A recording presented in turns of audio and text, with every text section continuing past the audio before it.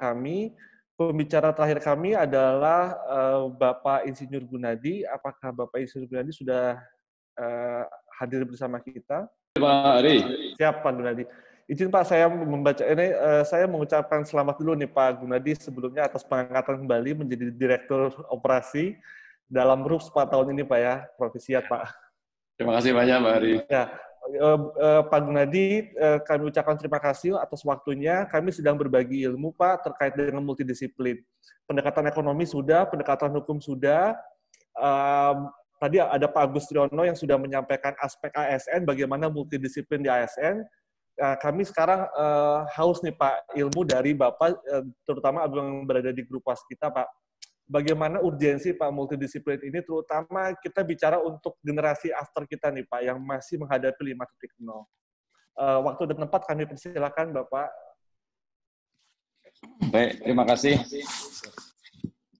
Assalamualaikum warahmatullahi wabarakatuh. Jadi saat ini kita sedang menuju atau mengisi 4.0, di mana pemerintah punya roadmap untuk era 4.0 itu pada tahun 2030. Jadi 10 tahun dari sekarang itu kita baru akan menuju ke fully 4.0, gitu, mengadaptasi. Nah, tolong dilanjutkan. Nah, ini adalah step-step revolusi yang sudah dialami oleh masyarakat industri, di mana dari tahun 1780 itu sudah mulai melakukan mekanisasi menggunakan steam atau tenaga uap. Kita ingat bahwa dulu dimulai dari penggunaan uap untuk menggerakkan mesin atau menggerakkan kereta. Itu untuk mengangkut barang-barang, supaya menggantikan hewan atau manusia. Nah, itu revolusi pertama. Kemudian hampir 100 tahun berikutnya, itu revolusi kedua setelah ditemukan listrik. Sehingga penggerak-penggerak mesin atau industri lebih menggunakan listrik. Itu hasilnya lebih cepat daripada hanya menggunakan uap. Gitu. Sehingga hasil produknya akan lebih cepat dan lebih murah. Nah, kemudian 100 tahun berikutnya, itu revolusi ketiga, di mana sudah mulai diterapkan otomatisasi. Otomatisasi sudah menggunakan program-program. Nah, bedanya apa 3 dengan 4 itu? Bedanya adalah bahwa 4 itu sistem robotiknya itu sudah digerakkan menggunakan AI atau menggunakan artificial intelligence, sehingga sangat mengurangi tenaga kerja, mengurangi waktu, dan menghasilkan produk yang lebih cepat, lebih presisi. Itu 4.0. Nah, kalau 5.0 itu sudah masyarakat pintar, human center. Ya, manusia mengendalikan segalanya. Tetapi tantangannya adalah bahwa nanti, ataupun sekarang sudah dimulai, itu akan berhadapan dengan banyak mesin-mesin yang tidak statis, tapi adalah mesin-mesin yang juga mirip-mirip manusia, yaitu humanoid robotik. Untuk apa? Untuk membantu manusia dalam banyak hal. Di antaranya untuk teller misalnya, atau untuk customer service misalnya, atau untuk bidang finance maupun bidang-bidang hospitality. Ya. Tetapi untuk menuju 4.0 ini kita juga step by step, tidak ujuk-ujuk menuju ke 4.0. Sehingga masyarakat kita, apakah kita siap atau tidak dan seterusnya itu siap tidak siap, kita kan harus mengikuti, harus beradaptasi. Ya. Apakah sekarang ini di masa 4.0 terus kita sudah tidak memiliki lagi teknologi atau pola-pola industri pada tahun-tahun sebelumnya? Ternyata tidak juga, bahwa sampai dengan saat ini bahwa teknologi 0.0 pun masih berlaku. Ya, contohnya masih banyak dokar yang digerakkan oleh kuda, ya. Kemudian orang di pertanian masih menggunakan sapi atau menggunakan kerbau untuk menggerakkan cangkul gitu. Ya, itu masih ada. Kemudian juga penggerak-penggerak listrik itu juga masih dipakai. Kemudian yang robotik statik itu juga dipakai. Nah, sekarang seberapa yang dipakai untuk mesin-mesin menggunakan AI ini baru sangat sedikit, ya. Dan ke depan hanya perusahaan-perusahaan yang bisa mengadaptasi menggunakan memanfaatkan teknologi AI ini yang bisa bertahan lebih cepat gitu.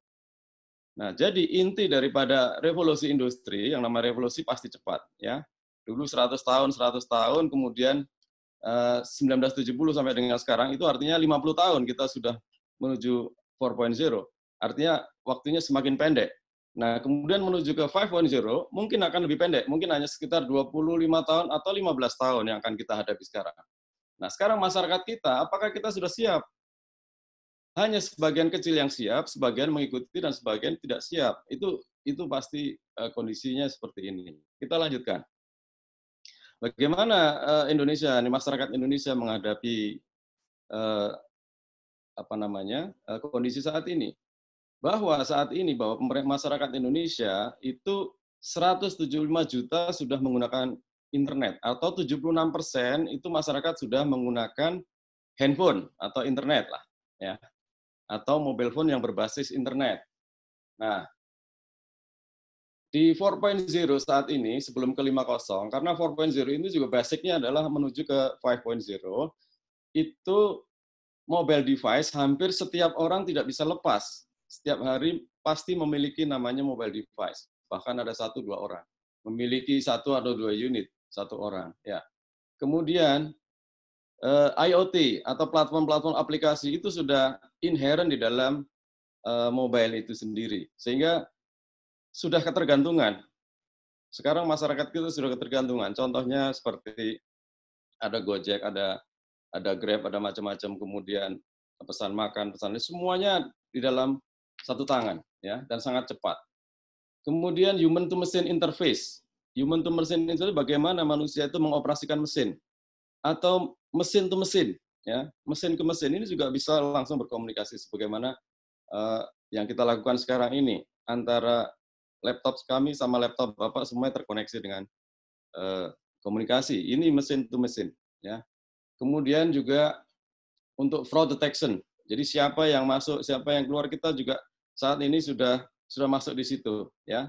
Siapa yang boleh masuk ikuti webinar seperti sekarang ini contohnya, itu Bapak juga bisa mendeteksi. Ya, kemudian ada advanced process, ya, cognitive computing. Nah, semua ini menjadi trigger, menjadi penggerak dari sektor-sektor industri, ya. Penggeraknya diantaranya IoT, kemudian cloud computing dan AI. Yaitu apa? Yaitu menuju kepada namanya smart factory, ya. Smart factory, bagaimana pabrik itu bisa smart, clean, zero waste, gitu. Jadi lebih efisien, lebih cepat, lebih murah, dan menghasilkan produk lebih banyak. Inti daripada revolusi industri itu adalah meningkatkan daya saing. Intinya adalah meningkatkan daya saing. Semakin kemari, semakin menggunakan high-tech, semakin meningkatkan daya saing. Gitu. Kemudian juga ada revolusi 3D printing. Ya, ini juga ancaman.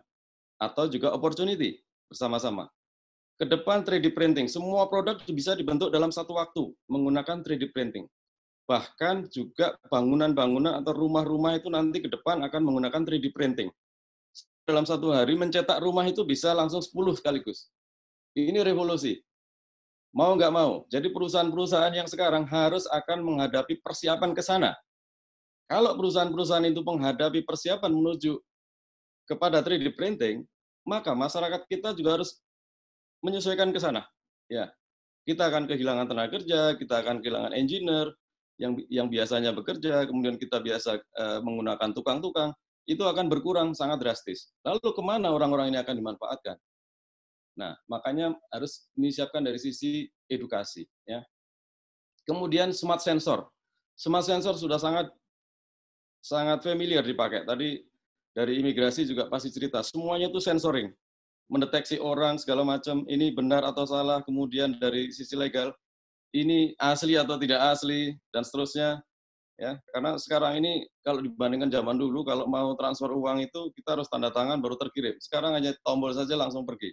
50 juta, 100 juta dalam sekian detik sudah pergi ke tempat yang lain. Ya. Kemudian yang keempat, predictive maintenance. Jadi mesin ini atau komputer ini juga bisa memprediksi apa yang akan terjadi ke depan selama proses berlangsung. Ya. Kemudian saya lanjutkan bahwa untuk mendukung itu semua, itu diperlukan akses edukasi untuk masyarakat keseluruhan di Indonesia ini. Saat ini, dari data statistik yang kami lihat, bahwa Indonesia ini di ASEAN saja itu baru ranking 5 di dalam PISA, yaitu Program International Student Assessment. Jadi masyarakat kita itu masih di level 5, kalah dari Singapura, Malaysia, atau Thailand, dan bahkan Brunei. Ya, ini juga PR buat kita. Nah, dengan adanya learning online, kuliah online, kemudian belajar online, ini memberikan akses kepada masyarakat umum secara lebih mudah dan harusnya lebih murah, gitu. Dan saya menyarankan dari dunia pendidikan itu mulai menyesuaikan lagi kurikulumnya kepada cara belajar yang lebih mudah. Mau disiplin tunggal atau multidisiplin atau apa saja, kalau semuanya sudah tersedia mereka boleh pilih sesuai dengan kemampuan atau keinginan atau talentnya masing-masing orang. Gitu. Karena tidak bisa orang ini diarahkan kepada pelajaran hukum atau pelajaran teknik atau sains dan segala macam. Itu sesuai dengan apa yang bidang yang diminati dan kebutuhan akan profesi yang dia miliki. Nah, di dalam online learning sekarang ini sudah banyak sekali university yang menyiapkan modul-modul pelajaran dengan cara yang sangat murah. Contohnya kayak di Coursera ini.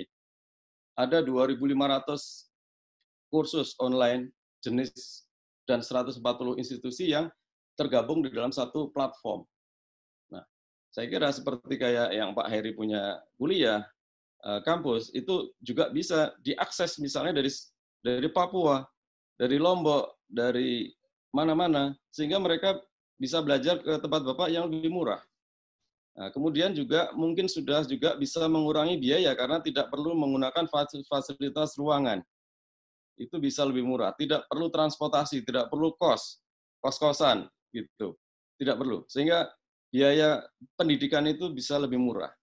Dan pelajaran apa saja itu bisa disediakan menjadi bahan pilihan, gitu.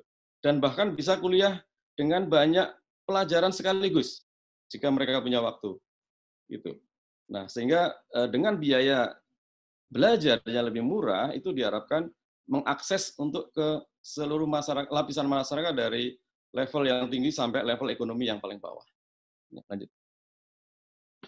Nah, yang tadi saya cerita mengenai 3D printing ke depan, ini rumah-rumah ini sudah mulai diciptakan atau dikerjakan dengan cara printing housing.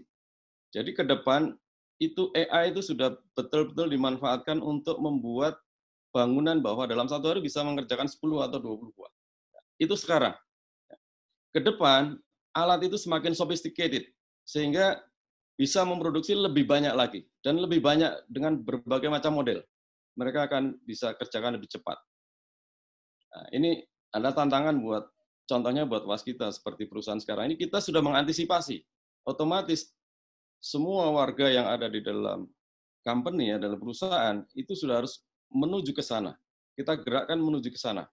Nah, setiap perusahaan atau individu yang menyiapkan ke sana, maka otomatis secara keseluruhan nanti dari unit-unit personal, dari tadi ada ASN, ada militer, ada ini semuanya itu menuju kepada 5.0 akan secara evolusi mengikuti sistem yang akan berlaku di dunia saat ini. Ya.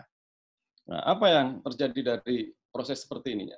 Semuanya efisien, kemudian biayanya murah, kemudian cepat schedule-nya.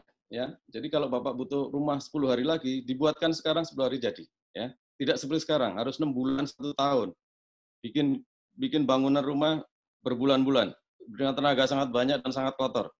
Nanti zero waste, tidak ada sampah, ya, sehingga dunia ini bersih, clean, ya, dan juga areanya green, gitu kira-kira. Nah, kemudian juga accurate, karena presisi, ya, semua terukur dan semua kebutuhan material pas, gitu.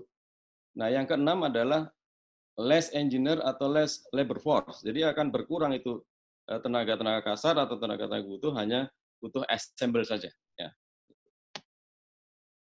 Nah, kemudian risiko daripada menghadapi 5.0 ini, ada beberapa pekerjaan itu juga landscape-nya berubah, ya. Landscape-nya berubah. Contohnya yang banyak hilang itu seperti orang untuk data entry, ya, untuk accounting, untuk ngisi-ngisi data, itu sudah akan mulai hilang. Kemudian pekerjaan administratif, ya, kemudian untuk client information, business service, accounting mungkin sudah berkurang karena semuanya sudah computerized, sehingga apa namanya, begitu di entry hasil akhir itu sudah ketahuan, gitu. Kemudian clerk, ya, administrator itu mungkin sudah mulai berkurang. Nah, yang lebih banyak apa? Data analis, AI, general, ini semua akan berkembang ke sana. Tetapi secara overall dari landscape ini, pekerjaan yang hilang dengan pekerjaan yang tercreate itu masih lebih banyak pekerjaan yang tercreate, gitu. Ya. Kemudian di dalam sistem robotik itu sekitar 1/5 itu bentuknya akan humanoid atau berbentuk seperti orang, ya. Itu untuk menolong pekerjaan orang, pekerjaan manusia untuk membantu dari banyak hal, bisa dari pendidikan yang di rumah, kemudian untuk membantu pekerjaan hari-hari atau untuk menjaga security dan segala macam, itu sekitar 1/5-nya, ya. Kemudian juga dalam financial service dan investor ini banyak sekali dibantu oleh humanoid robot. Kemudian stationary robot, yaitu untuk pekerjaan-pekerjaan yang di otomotif. Ini sejak dulu sudah mulai bekerja, ya, hanya sekarang ditambah dengan otomatisasi dengan menggunakan AI. Kemudian di sektor oil and gas, ini juga sama menggunakan robot. Kemudian juga non-humanoid, yang land robot, yaitu untuk otomotif, airspace, supply chain, dan segala macam, ya. Saya lebih cepat lagi. Ini contoh saat ini seperti halnya seakan-akan sudah seperti manusia aja nih, humanoid robot ini, ya.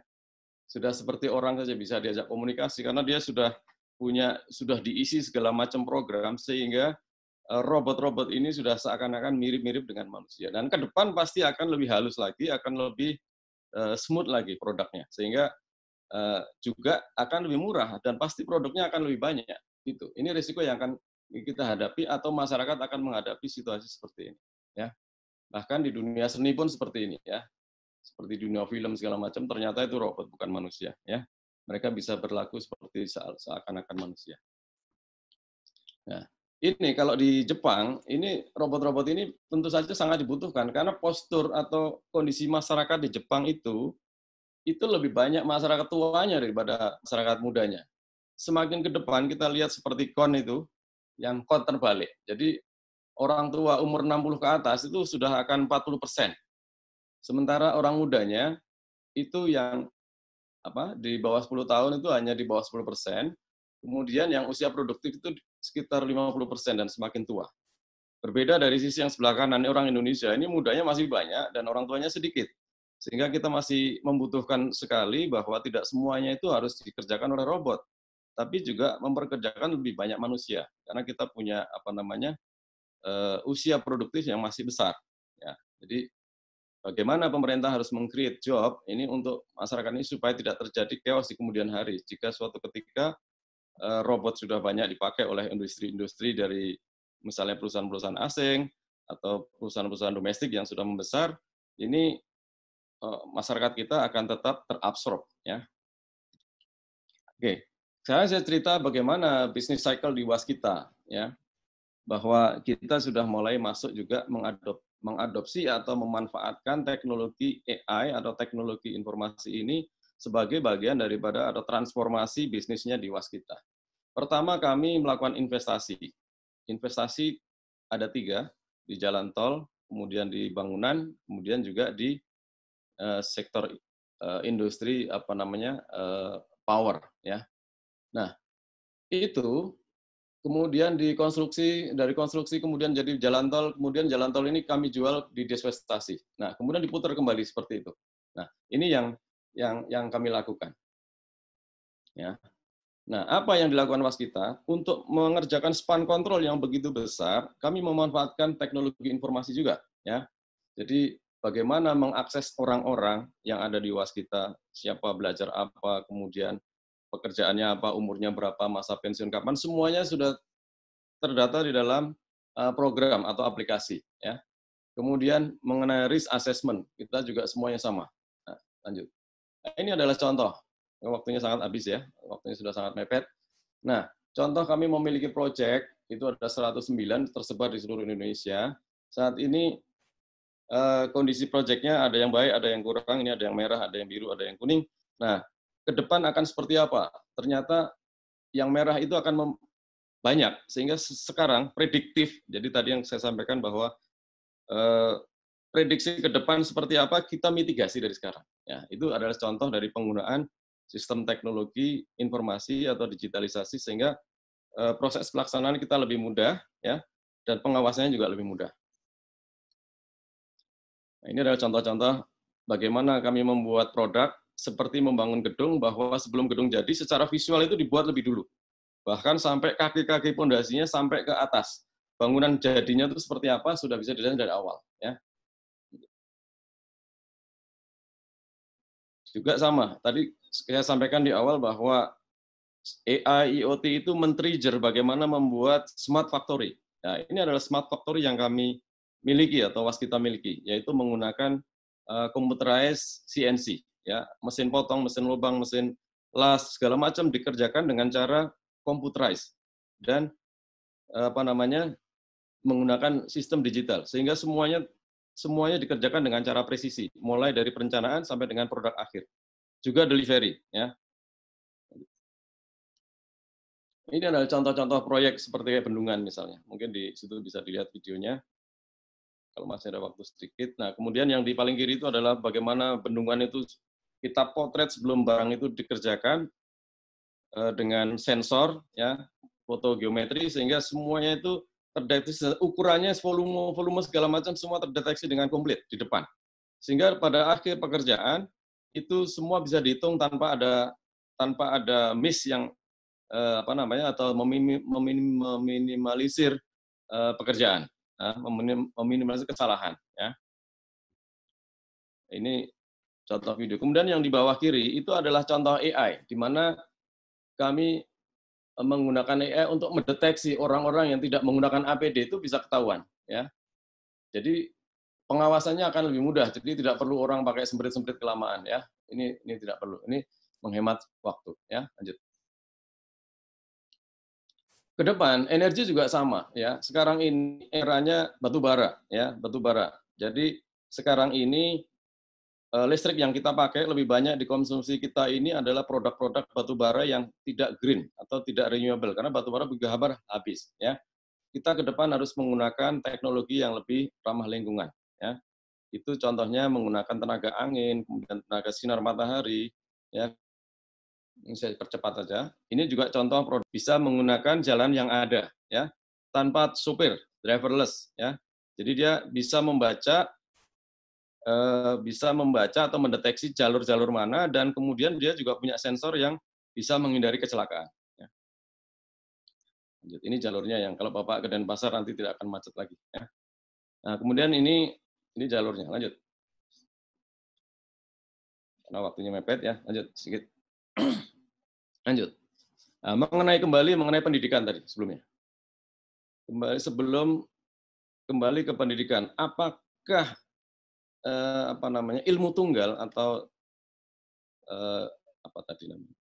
disiplin ilmu tunggal itu relevan untuk menghadapi masyarakat kita di era 5.0 atau 4.0 seperti sekarang ini. Kita lihat contoh aja dalam satu pekerjaan bangunan contohnya, ya. Ada 3 komponen besar. Kita punya planning, construction, dan operation. Itu. Dari 3 komponen besar ini kita coba breakdown, ya. Bahwa di situ ada mulai dari konsep. Konsep ini membutuhkan orang-orang yang punya pengetahuan desain, ya. kemudian juga ada analis, kemudian ada procurement, kemudian ada fabrication, kemudian ada construction, ya. Setelah itu handing over, kemudian operation maintenance, ya, dan renovation. Apakah semua ilmu, apakah kebutuhan ini cukup dipenuhi dari single disiplin, gitu. Jadi pertanyaan ini saya kembalikan. Jadi begitu banyak dari satu item-item ini kemudian di breakdown lagi juga membutuhkan disiplin ilmu yang spesialis-spesialis, gitu. Jadi secara pekerjaan, secara overall, hanya satu gedung ini sangat membutuhkan spesialis-spesialis sebetulnya. Ya. Jadi, single disiplin menurut saya juga masih diperlukan karena orang pada prinsipnya bahwa tidak ada manusia atau orang itu yang bisa mengerti segala hal. Itu. Seperti halnya di sini, ada yang ahli hukum, ada ahli ekonomi, ada ahli keuangan, ada ahli teknik, ada ahli komputer. Apakah semua orang ini mungkin dalam 1-3 pelajaran? Mungkin hanya multidisiplin. Ya, itu memang diperlukan di dalam kehidupan sehari-hari ini. Ya. Jadi, kalau nanti 5.0, kita tidak usah terlalu berpikir jauh-jauh di sana, atau boleh juga berpikir jauh-jauh. Kalau kita bisa hidup di zaman sekarang, maka kita bisa hidup di zaman nanti. Yang penting, kita harus menyiapkan diri. Apa yang tadi kekurangan masyarakat Indonesia, kita harus tutupi, yaitu dengan cara-cara edukasi yang murah. Karena apa? Konsep 5.0 itu adalah education for all. Ya.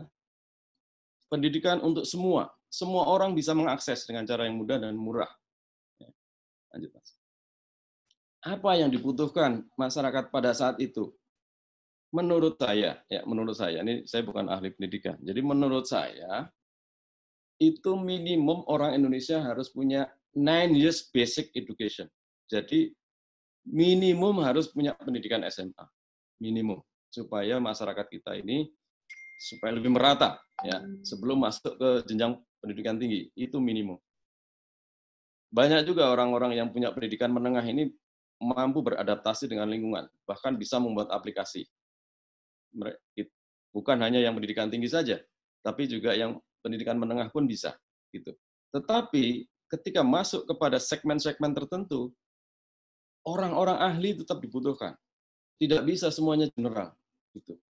Tetap dibutuhkan. Orang ahli listrik, orang ahli IT, programmer, ya, ahli hukum, kemudian ahli-ahli yang lain, menurut saya masih tetap dibutuhkan. Meskipun dalam tahun-tahun yang akan datang, itu korporasi itu katanya itu korporasi itu akan menyebar kecil-kecil menjadi SME atau menjadi UMKM kalau di Indonesia. Small Medium Enterprises itu yang akan menguasai ekonomi masyarakat nanti. Karena semuanya akan kembali ke areanya masing-masing. Gitu. Karena semua kebutuhan akan dipenuhi dari eranya masing-masing. Oleh negaranya masing-masing. Gitu. Pak Gunadi, izin waktunya Pak ya? Ya, tinggal satu slide lagi. Ya. Jadi 9 years education itu meliputi apa? Tadi juga saya kira Pak Agus tadi juga sudah menyampaikan bahwa ada minimum yang harus dikuasai, yaitu science, language, dan matematik. Ya.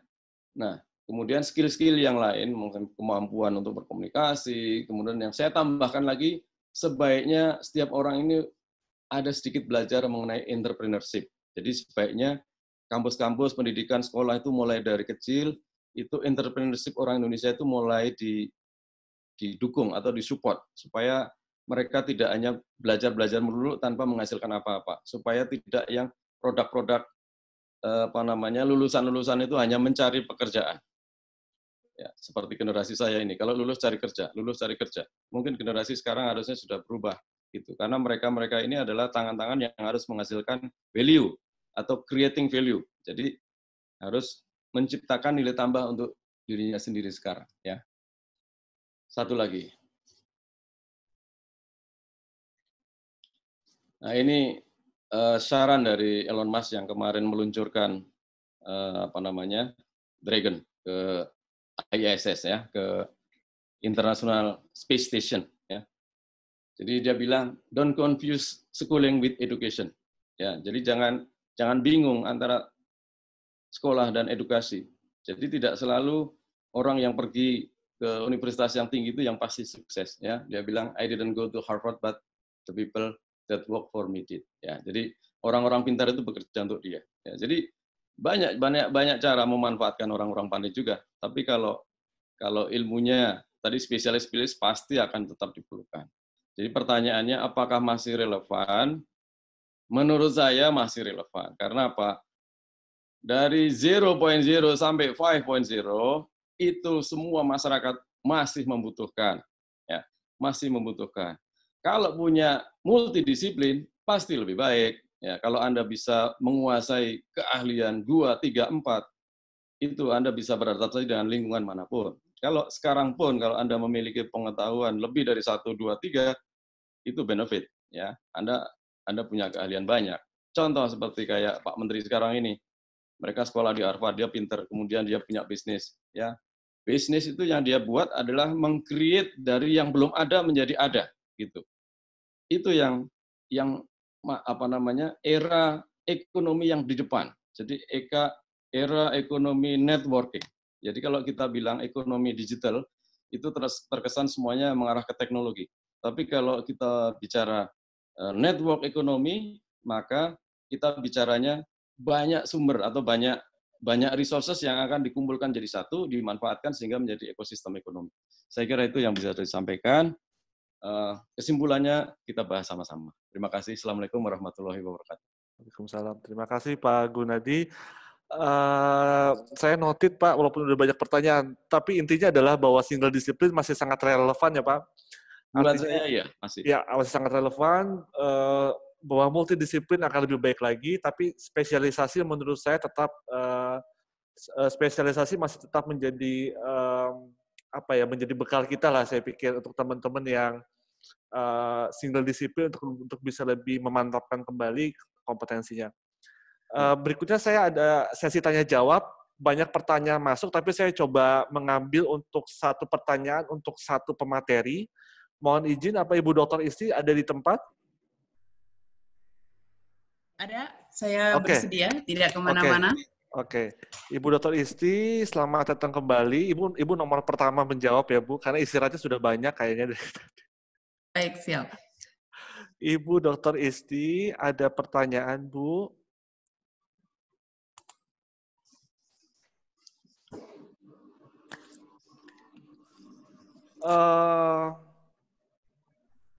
Dari Ahmad Ihsan ya, Universitas Gadjah Mada. Apakah integrasi antara disiplin ilmu tunggal mempengaruhi passion seseorang yang hanya tangguh dalam ilmu tunggal? Mungkinkah ada cara untuk memformulasikan kemampuan seseorang dalam mengintegrasikan diri, terutama dalam menghadapi era 5.0? Dari Ahmad Ihsan, Universitas Gadjah Mada. Pak Ahmad Ihsan dari UGM. Saya jawab sekarang? Siap, Ibu. Oke, baik. Terima kasih, Pak Ahmad Ihsan. Terima kasih atas pertanyaannya. Pertanyaannya bagus sekali. Itu juga saya sering tanyakan ke diri sendiri, bagaimana kita bisa mengintegrasikan tadi, kalau passion kita di bidang tertentu, kemudian ternyata ke depan kita tidak bisa kalau menggunakan hanya satu disiplin ilmu tunggal untuk memecahkan masalah. Nah, menurut saya kita tetap ada di passion kita. Tadi sebenarnya pembicara terakhir sudah Pak Gunadi menyampaikan bahwa tidak mungkin memang satu orang itu pintar dalam segala hal. Jadi tetap yang namanya disiplin ilmu tunggal itu tetap diperlukan. Kenapa? Untuk mengakomodasi passion seseorang tersebut. Nah, bagaimana kita bisa mengintegrasikan diri dengan disiplin ilmu yang lain, tentu sangat bergantung pada apa yang kita butuhkan, apa tujuan kita. Sebenarnya integrasi atau interdisiplin ilmu ini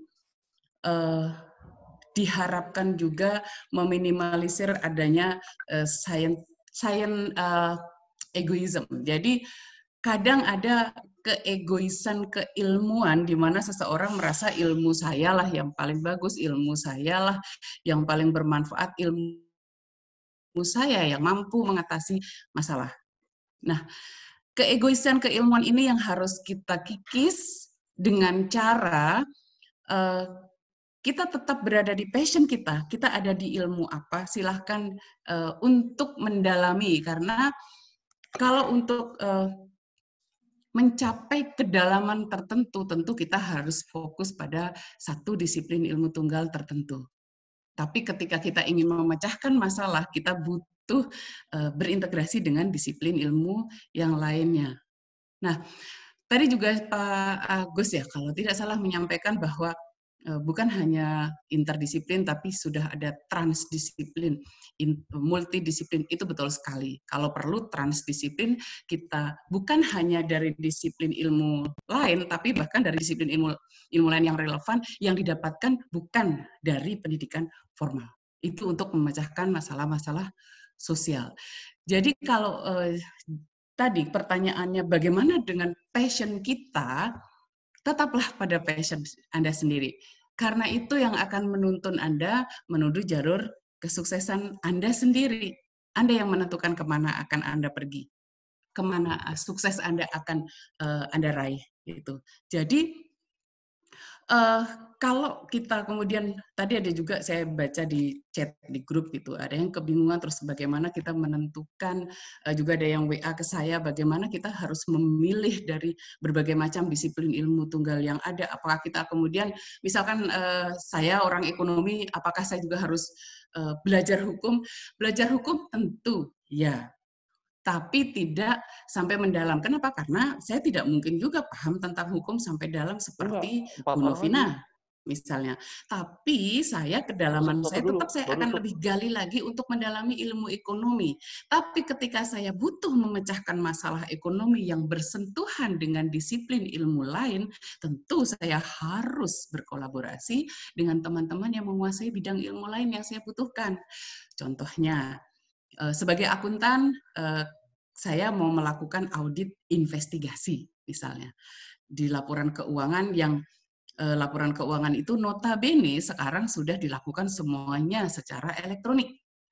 Tentu saya harus bekerja sama, tidak hanya dengan teman-teman dari hukum, yang mereka lebih paham bagaimana melakukan langkah-langkah investigasi, tapi juga teman-teman dari disiplin ilmu teknik komputer, misalkan ilmu komputer maksud saya. Jadi, ketika kita tetap harus mengakomodasi passion kita sendiri, tetap pada diri sendiri, mana yang akan kita dalami tetap harus memilih. Jadi, fokusnya ke mana itu tetap, tapi tidak atau jangan pernah menutup kemungkinan untuk berkolaborasi, bersinergi dengan teman-teman yang mempunyai kepakaran di bidang yang lain. Itu jawaban saya, semoga ini kalau menentukan mana disiplin ilmu mana itu tentu sangat tergantung dari tujuan apa yang ingin kita capai. Jadi poin pertama, tentukan dulu tujuan Anda mau kemana, Anda sudah tahu diri kita siapa, kemudian kembangkan kemampuan beradaptasi, karena tidak akan ada yang pernah siap dengan perubahan apalagi yang drastis. Jadi kemampuan beradaptasi itu yang harus dikembangkan, kemampuan analisis, kreativitas, kemudian daya inovasi, daya imajinasi tadi yang saya sampaikan bahwa itu yang tidak akan pernah tergantikan oleh robot. Jadi nanti segala bentuk profesional judgment kita itu yang tidak tergantikan, itu yang harus kita kembangkan. Jadi passion kita di mana, tetaplah Anda fokus di situ dengan tidak pernah mengagungkan keilmuan kita. Artinya kita tetap terbuka menerima disiplin ilmu lain karena sudah pasti bukan ilmu kita sendiri yang paling baik, karena kita harus bersinergi kalau kita menghadapi masalah yang lebih besar, yang lebih kompleks. Semoga bisa menjawab pertanyaan Pak Isan ya. Ya, terima kasih Bu Isti. Bahwa poinnya adalah kita harus mempunyai ciri khas, itu penting. Kedua, selalu siap untuk bersinergi. Nah, pada saat bersinergi ini, ada sisi ego yang memang harus kita turunkan, bahwa kita akan siap menerima perspektif lain dalam pemecahan masalah. Pak Hari. Ya, terima kasih Bu Isi. Saya langsung Terima lanjut kasih karena kembali. waktu. Bapak Agus Triyono, apakah masih hadir bersama kita, Pak? Siap, masih Pak. Pak, baik Pak. Ada titipan pertanyaan, Pak. Apakah dalam Bea Cukai sudah diterapkan artificial intelligence, khususnya dalam era 4.0 ini, untuk mendeteksi adanya penyelundupan barang ilegal dari luar negeri yang masuk ke Indonesia? Baik, terima kasih Pak. Jadi memang menerapkan AI di suatu bidang itu memang butuh cost ya. Perlu ada analisis cost dan benefit. Nah memang teknologi AI ini masih sangat mahal sekarang ini. Sehingga memang Bea Cukai memang ke depan itu sedang menguji cobakan untuk menerapkan artificial intelligence. Tetapi yang sudah kami terapkan ini adalah sedikit di bawah, yaitu machine learning. Oke. Jadi belum sampai ke otomatis. AI itu kan dia artificial intelligence gitu ya. Jadi lebih ke otomasinya. Kita masih pakai menggunakan machine learning karena kita masih mengolah big data. Dari machine learning itu, nah di situ masih ada sentuhan data scientist tadi. Okay. Dari machine learning yang keluar tadi ya, data scientist tadi yang mengevaluasi, lalu dia merubah lagi model-model di machine learning-nya. Jadi memang tadi kalau ada pendapat ini gimana nih manusia ke depan? Saya rasa tenang aja, karena memang teknologi yang ada sekarang ini masih mahal, jadi masih belum bisa menggantikan manusia. Tapi ancamannya memang nanti kalau semakin murah ke depan, nah ini yang bisa jadi bahaya nanti ini. Ini itu Pak Hari. Siap Ibu. Siap Pak Agus. Masih ada pertimbangan kos ya Pak Agus? Iya betul. Siap. Moga-moga bisa menjawab pertanyaan dari partisipan. Izin saya untuk langsung pindah ke Ibu Dr. Novina. Semoga masih bersama kami.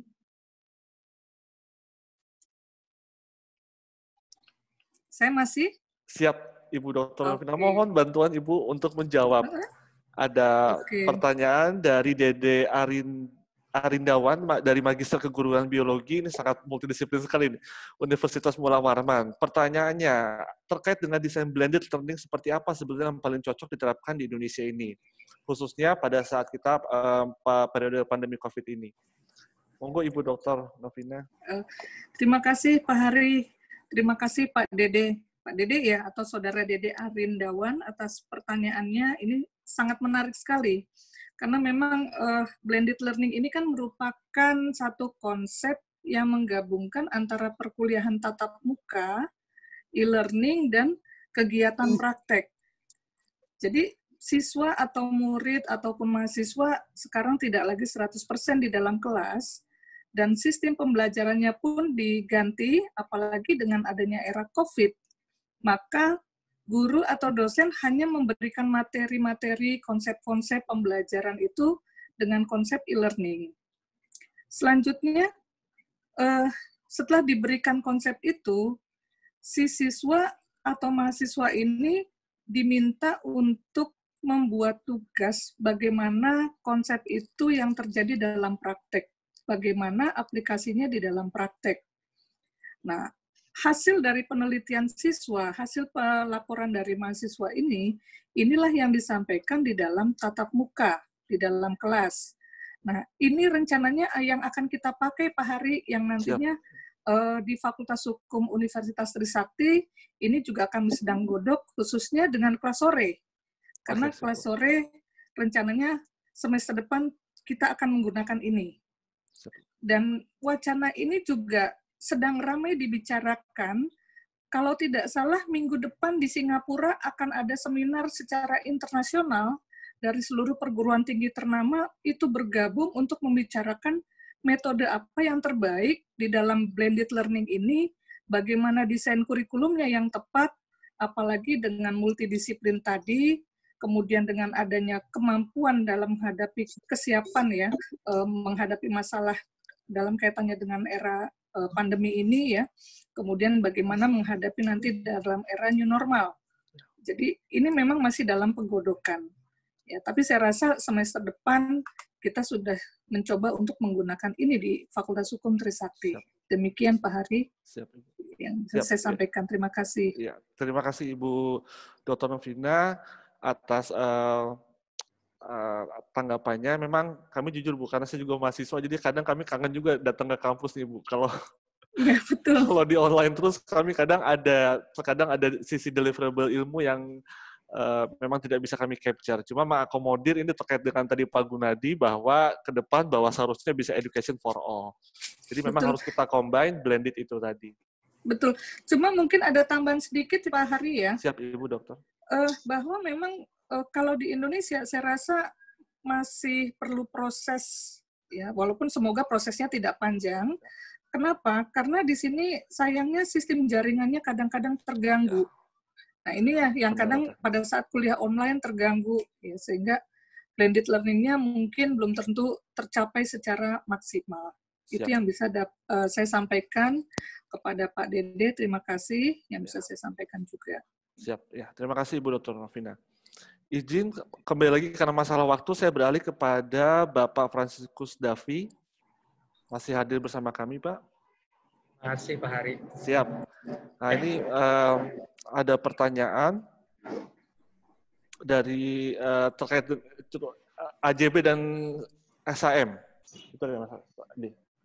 Permasalahan dalam akta jual beli dan SAM tanah yang saat ini masih sulit untuk diketahui keabsahannya dan prosedur transaksinya. Apakah ada solusi khususnya di era 4.0 ini bahkan menuju 5.0 untuk para notaris? Sudah adakah program semacamnya, mungkin software kali maksudnya, dalam mengatasi hal seperti itu? Silakan Pak. Ya. Terima kasih. Dari siapa itu pertanyaan ya? Dari Ahmad Ihsan, Universitas Gadjah Mada.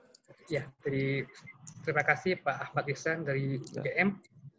Sebenarnya kalau mengenai keabsahan suatu sertifikat itu, PPAT dan notaris itu kita hanya sebagai mitra dari BPN, bahwa semua data itu ada di BPN sebenarnya. Jadi ini pemerintah yang harus menyediakan bahwa data-data yuridis yang valid mengenai sertifikat. Karena kendala di kita juga sebenarnya SHM itu seolah-olah asli. Tapi setelah kita cek, kadang-kadang bahwa itu adalah sertifikat palsu atau ada sertifikat ganda. Jadi ini sebenarnya dari sisi pemerintah yang harus menyiapkan bahwa data pertanahan itu harus direvisi atau mungkin harus ditata kembali sehingga data yuridis dari tanah-tanah yang ada di Indonesia itu menjadi valid. Tapi mungkin ini sebenarnya dari tahun 60 sejak UPA keluar sudah oleh undang-undang itu sudah diperintahkan kepada pemerintah untuk segera mengkonversi dan menyelesaikan sertifikat tanah sehingga datanya menjadi valid. Karena ini sistem pendaftaran tanah kita itu sistemnya beda gitu. Begitu Pak Hari. Jadi kita sebenarnya kalau notaris itu ya kita mengecek sertifikat walaupun sekarang secara online, tapi pemerintah itu dalam bidang pertanahan itu setengah-setengah begitu. Yang online-nya itu hanya mengenai royah hak tanggungan dan pendaftaran hak tanggungan atau yang disebut HTL. Sedangkan kalau yang pengecekan sertifikat, pendaftaran AJB kita masih manual. Karena mungkin kalau untuk sertifikat itu karena data yang valid tentang pertanahannya sendiri belum lengkap di BPN. Dan saya juga mengharapkan bahwa BPN itu untuk memvalidkan seluruh data-data yuridis tentang pertanahan. Begitu Pak Hari. Ya, siap. Terima kasih Pak Franciscus Davi atas tanggapannya, karena memang kalau kita perhatikan kita sering menemukan sekali bahwa adanya sertifikat tumpang tindih, kemudian mana yang asli, mana yang palsu, dan itu terkadang memang masih menjadi kendala, terutama untuk kami ya yang tidak masuk dalam ekspertis di bidang hukum, sehingga terutama kami masih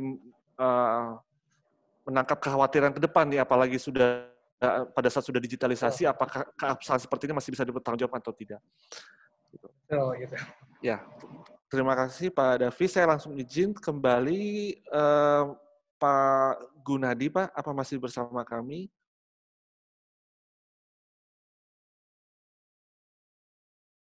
Pertanyaan terakhir untuk Pak Gunadi, Pak.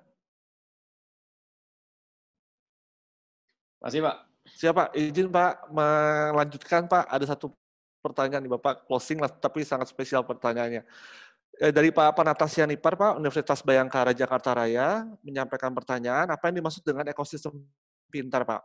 Apakah sistemnya yang pintar atau orangnya yang pintar? Yang kedua, apakah ekosistem pintar dibentuk atau terbentuk sendiri dan faktor elemennya apa saja, Pak? Kurang lebih seperti itu, Pak Gunadi. Baik, terima kasih Pak Sianipar. Pertanyaannya jangan susah-susah, Pak. Pak Sianipar, di ekosistem pintar itu sebetulnya yang pintar adalah orangnya, gitu. Siap. Nah, orang pintar itu tidak harus profesor atau dokter, kira-kira gitu ya. Seperti Pak Heri ini sudah pasti pintar ya. Tapi orang pintar adalah masyarakat yang sudah bisa beradaptasi pada lingkungan saat itu, ya. Jadi masyarakat 5.0 itu masyarakat yang fully connected. Jadi fully connected, kemudian juga fully speed dan fully efisien. Gitu. Jadi apa yang dihasilkan ekosistem pada masyarakat itu adalah networking daripada masyarakat yang berada di sekitar itu. Elemennya semuanya mulai dari ekonomi, sosial, pendidikan, kemudian legal, government, semuanya berpartisipasi sehingga mereka menjadi smart karena semuanya terkoneksi, terhubung. Contoh mulai seperti sekarang ini saja, setiap statement dari pemerintah itu diungkap, itu semua masyarakat bisa berpartisipasi untuk langsung berkomentar.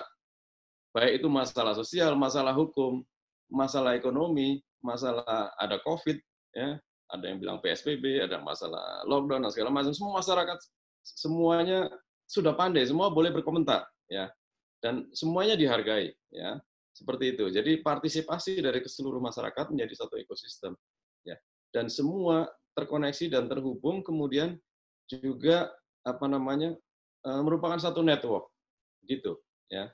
Jadi yang pintar adalah manusianya, Pak, ya. Jadi kalau seperti robot dan segala macam itu hanya alat aja, ya. Dan sangat tergantung dengan power, dengan baterai. Kalau baterainya cabut, mati sudah, ya. Itu. Ya. Siap.